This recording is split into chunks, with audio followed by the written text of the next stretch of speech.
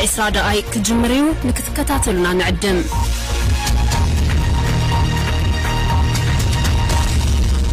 كون سجنتا BBC أفان أوروموت نولين ترا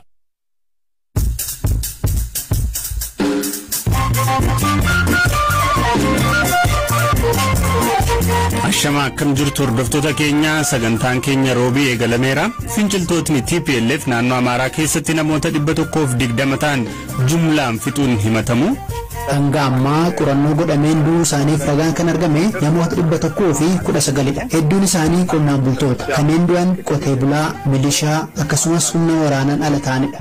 Reeffa lagata kazeetti argame ilaalchisuun Sudaan ambaasaaddara Itoophiyaa waamtee gaafachuu akkasumas komii dhalattoota Tigraay lixa Tigraay jiran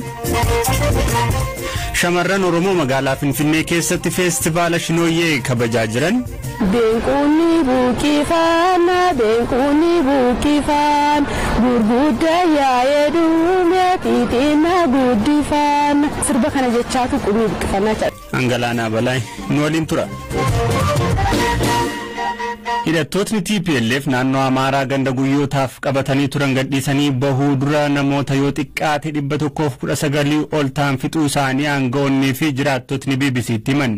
Naannoo Amaaraa godina Gondar Kaabaa aanaa Daabaat ganda Cinaa jedhamtu keessatti haleellaa hidhattoota TPLF'n namootni nagaa 119 ta'an ajjeefamuu bulchaan aanaa Daabaat obbo Sawunnat Wubaalam himaniiru.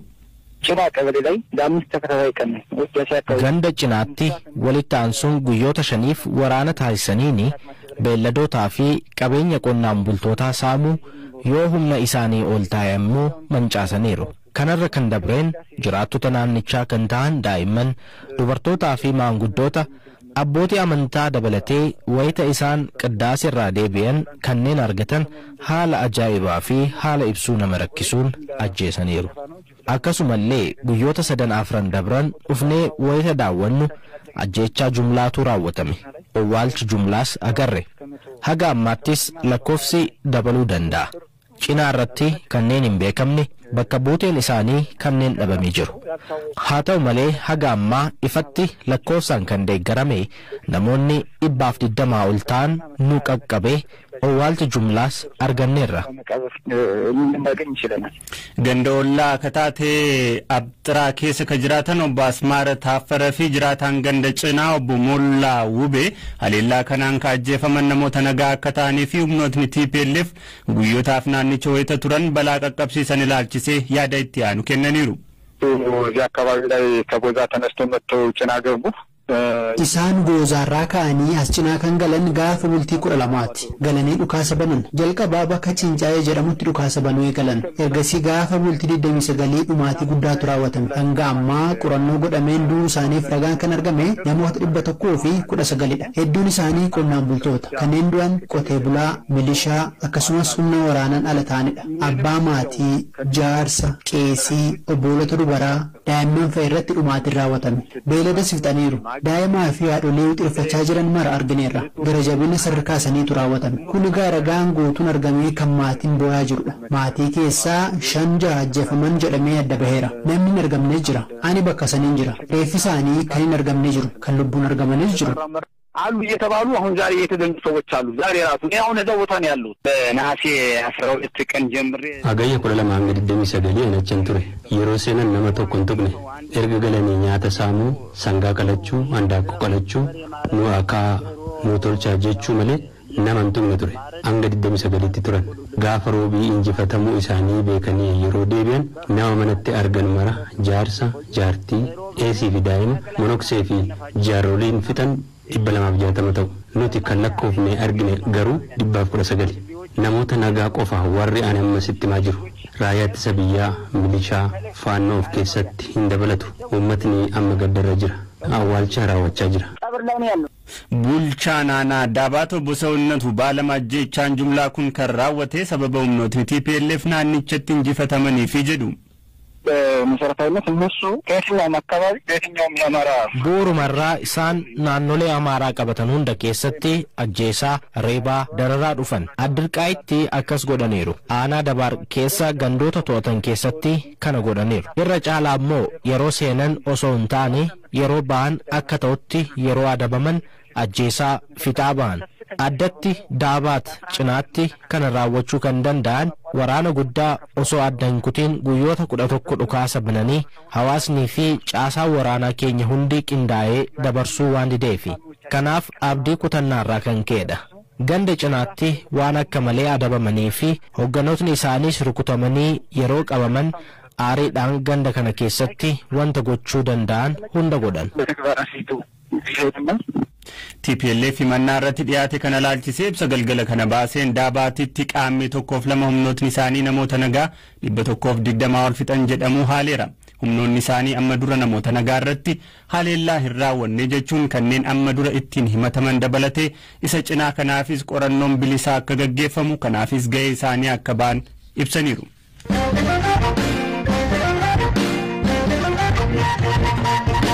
Dhaabbata mootummoota gamtoomaniitti koomishiniin dhimma baqattootaa UNHCR lakkoofsi baqattoota Itoophiyaa kaampii baqattootaa Sudaan jiranii hir'atus eessa akka galan hin baramne jedhe.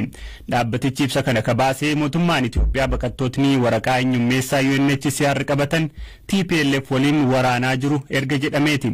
Ministeerri dhimma alaa Itoophiyaa wiixata darbe ibsa baaseen hidhattootni waraqaa eenyummaa UNHCR kennu qabatan daangaa Sudaan irraan gara naannoo Beenishaangul Gumzii fi Amaaraa galaa jiru jedhee ibsa baaseen.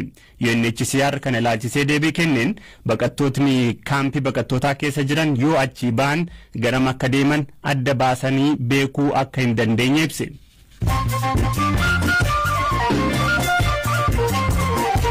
Dhaggeeffattootaa gidduutti moodeessaalee gaggabaaboo muraasa. Ministeerri muummee Itoophiyaa Abiy Ahmed jila isaanii waliin daawwannaa hojii Gaanaaf Senegaalitti gaggeessaniin dhimmoota Afrikaa xiyyeeffannoo waloo barbaadan dabalatee dhimmoota hedduu irratti dureewwan biyyoota lameenii waliin mari'achuu beeksisan. Torbee dabre keessas jilli ministeera muummee Abiyyiin hoogganama Ruwaandaa fi Ugaandaatti maluun aangawoota biyyoota lameenii waliin mari'ataniiru. Odeeffannoon bal'aan mariiwwan kunniin maalirratti akka xiyyeeffatan agarsiisu haga ammaatti hin baane. Lammiileen Itoophiyaa 5,000 biyya waraanaa fi weerara COVID-19 raafamaa jirtu Yemen keessaa ba'uun biyyatti deebi'uuf danqamanii jiraachuu dhaabbati dhimma baqattootaa idil addunyaa IOM hime. Torban kana keessa baqattootni 300 ta'an xiyyaara IOM kan namoota fedhii isaaniitiin biyyatti deebisuun magaalaa Adan irraa gara Finfinneetti imaluuf jiru. Reeffi 30 siqu baatii tokko dura laga Takazee keessatti argamuu isaa hordofee Sudaan ambaasaaddarri Itoophiyaa Kaartuumitti argamu waamtee gaafachuun ishee dhaga'ame.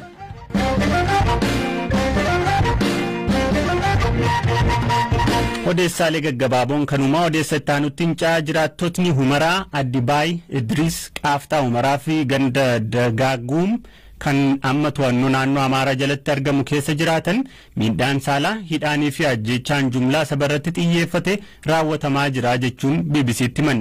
Haleellaan kunis baatii adoolessaatti akka haaraatti ka'ee gale ta'uu himuun lubbuu isaanii baraaruuf jecha holqawwan keessatti dhokatanii akka jiran ibsan. Eliyaas Mulgeetaa dabalee isinitti hima. Waggoota 18 darbanii fi godina lixa Tigraay ganda Dagaaguum keessa jiraataa kan turan Addee Abrahaat adoolessa 16 2013 irraa kaasee jiraattota gandichaa sabaan Tigree ta'an irratti xiyyeeffachuun haleellaan raawwatamaa jira jedhan. Maallaqnii fi qabeenyaan isaanii hidhattootaan waan saamameef lubbuu isaanii baraaruuf ijoollee fi ijoollee isaanii qabatanii holqa keessa jiraachaa akka jiran BBC'tti himaniiru. Qarshiin buna itti bituuf sabbata koorra ture. Kana hanga nutti kennutti ijoolleen manaa bahanii turan. Qabeenya koo mana keessaa hunda fudhataniiru. Amma ijoollee fi ijoollee koo wajjin holqa keessa jira. Daa'imni inni tokko wayita biddeena jedhee kaafatu inni kaan ni bo'a. Bishaan dhugamu hin jiru, bakki itti rafnu hin jiru. Gammoojjiin hundi nama nutti fakkaatee sodaa keessa jirra. Maanguddoo waggaa 58 kan ta'an obbo Abrahaam ammoo jiraataa magaalaa Adabaay akka turan ibsan. Erga waraanni eegalee hanga har'aatti jiraattota magaalichaa irratti haleellaan raawwatamaa turuu kan dubbatan obbo Abrahaam adoolessa 21 irraa kaasee ammoo hidhattoonni haadholii ukkaamsuu fi gurra isaanitti qawwee qabuun maallaqaa fi warqee fidaa jechuun dararaa jiru jedhan. Dubartiin Tigraay warqee hin qabne hin jirtu. Warqee kee fidi jedhanii dubartoota raarsu. Hin qabnu yoo jedhan bukoo keessa itittuu keessa dhoksite jedhanii jalaa garnaqu. Warqee isaanis fudhatanii dubartoota keenya rifeensa isaanii maqasiin muran. anarrallee haleellaan gaheera nareebaniiru harka koo gara duubaa hidhanii maallaqa kiisii koo keessa jiruu fi saqqii hidhadhee ture hiikanii narraa fudhachuun haleellaan narraan ga'an. Kana malees jiraattonni lixa Tigraay miidhaan saalaa akka irratti raawwatamu dubbatu. Shamarree ganna 14 kan taate Beetlehem magaalaa Humaraatti adoolessa 14 hidhattoota sadiin akka gudeedamtee fi guyyoota lamaan booda maatiin ishee daandii irratti kuftee akka argan dubbatte. Namoonni hidhatan dhufuun mana keenya rurrukutan maatii koo wajjinan ture manaa na baasanii na gudeedan hidhattoota afaan Amaaraa dubbatan sadiidha erga miidhaan irraan ga'anii booda karaa irratti nagatanii deeman borumtaa isaa maatiin koo na kaasan wal'aansi fayyaa waan hin jirreef socho'uu hin danda'u wayitan fincaa'us na dhukkuba. Bakkeewwan naannoon Tigraay bulchaa turee fi lixa Tigraay jedhamanii waamaman naannoon Amaaraa yeroo dheeraaf humnaan duraa fudhatame jechuun komataa ture. Naannoo Amaaraatti itti gaafatamaa biiroo nageenyaa fi tasgabbii kan ta'an Dr. Sammaa Xuruuna rakkoolee jiraattonni himatan kana irratti kan gaafanne yoggaa ta'u haga ammaa odeeffannoon akkasii akka isaan hin qaqqabne dubbatu. Bakkeewwan jedhaman kanneenitti rakkoon irra ga'eeraa jechuun namni Tigiriinyaa dubbatu kamuu waajjira keenyatti gabaasa ka taasise hin jiru. Naannoon ani bulchutti namoonni miidhaan akka irra hin qaqqabne taasisuun ammoo gahee hojii kiyyaati. Eenyummaa kootiin saamameera miidhaan narra gaheera ka jedhu yoo jiraate gara waajjiraa dhufuun yoo iyyate seera hordofnee qulqulleessuun tarkaanfii fudhanna. Garuu haga ammaa ragaanis ta'e himannaan na bira dhiyaate hin jiru.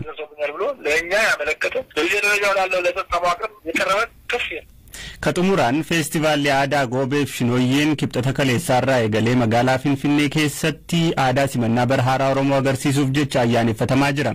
Ta'ii jala bultii bara haaraa yookaan qaammeetti shamarraniin raawwatamu kun giddugala Oromiyaatti shinooyyee jedhama. Feestivaala kana irratti hirmaachuuf shamarreen sabbataarraa dhufte shinooyyee akkasiin ibsiti. Duraan dursee maqaan koo Xajjituu Alamaayyuun jedhama kanan dhufee magaalaa Sabbataatirraa. Nuti kan taphachaa turre shinooyyee jechuun sirba qaamni sirba dubartootaati. Innis waggaatti si'a tokko dhufaa shinooyyeen jala bultiirraa eegallee aga bariisaatitti jala bultii qunnii buqqifannaarraa kaana qunnii buqqifannee erga laga buqqifanneen booddee gara barii immoo shinooyyee daddarbaa deemna. Qunniin marga isaa yeroo qaamnitti margu ashuffee keessa seenneet dubartoonni ol geenye raawwanneet ol geenyeen booddee qaamni gaafa qunnii buqqifachaa jiru beenquunni buqqifana beenquunni buqqifan gurguddaa yaa'ee duume xixiinna guddifan isa kana sirba kana jechaatu qunnii buqqifannaa gaafa jala bultii. Sana booda gaafa ayyaana bara haaraa mana namaarra deemtanii sirbitoo jechuudha. Maal kan sirbitan? Mana namaarra dhaqnee amma jalqaba osoo mana namaa hin galiniin dura shamarran akkaataa itti ol waamnu qabna. Wal waamnee erga ol geenye booddee kara mana namaa dhaqna. Amma gaafa ol waamnu maaltu garaa addaata maaltu garaa addaata qalloo yaa hiriyaata suma biftuu fakkaata. Gaafa akkana nuushi fageenyatti agarree ishee dhuftee nutti dabalamte jechuudha. Akkas jenneet gaafa mana namaa dhaqnee isheen takka immoo manaan baane ta'e akka isheen manaa baatee nutti dabalamtu goraannoo maadoqoofte goroonnoo maadoqoofte hiriyyeen baa'uu geesse yaayyoo maal qophoofte akkasuma sasseennee ishees fudhannee achumaan waan akkas jechaaf daddarbaa mana namaa dhaqnee.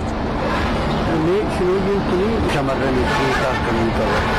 Shinooyyeen kaa shamarraniif ayyaana guddaadha. Shinooyyee dubartiin bakki itti of agarsiistu bakki itti yeroo kaan amma dubarri mana barumsaa hojii maarratti gaafa shinooyyeen ga'u jala bultiirraa kaastee dubartiin hojiin ittiin baay'atu hin eeyyamamaa fi gaafa sin dhoowwamtu dubartiin kamiyyuu qaameen deemeenna shinooyyee deemuudhaaf dubarri hin dhoowwamtu. Kanaaf ayyaana dubartootati yeroo hin daangeffamu guyyaa dubartootati dubaraaf bakka yeroo guyyaa gammachuuti shinooyyeessan.